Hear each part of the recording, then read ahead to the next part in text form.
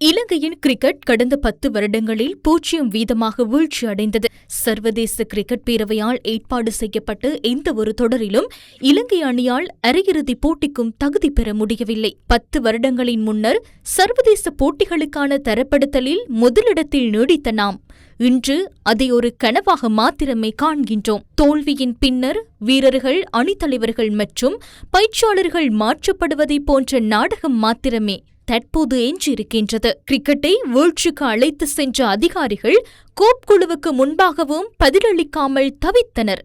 லட்சக்கணக்கான அமெரிக்க டாலர்கள் எந்தவிதமான பொறுப்புமின்றி அங்கும் இங்கும் பரிமாற்றப்பட்டமையால் ஏற்பட்ட இழப்புகளோ எண்ணில் அடங்காதவை.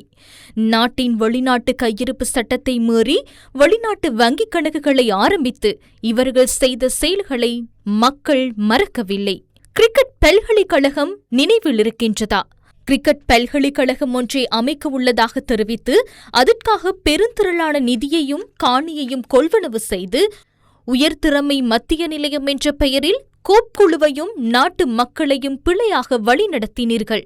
கிரிக்கெட்டை மேம்படுத்துவதை விட அதிகாரிகளுக்கு தமது தோழமை குழுக்களை ஆதரவளிப்பதே முக்கியமாக இருந்தது.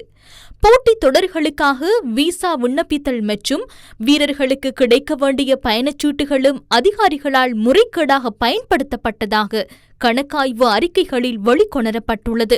ஒளிபரப்பு உரிமத்துக்கு 1,82,42,411 அமெரிக்க டாலர் இழப்பு ஏற்பட்டது.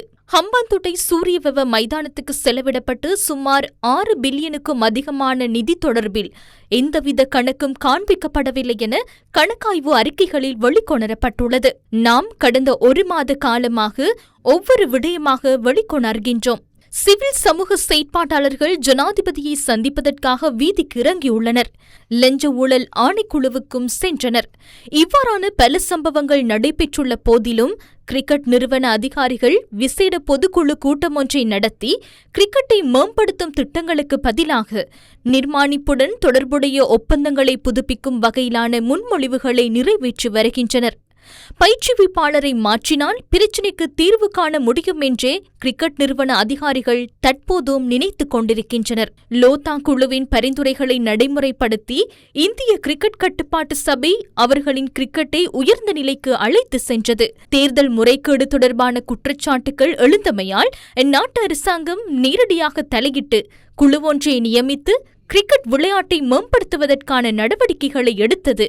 மேலும் எத்தனை வருடங்களுக்கு நாம் காத்திருக்க வேண்டும்?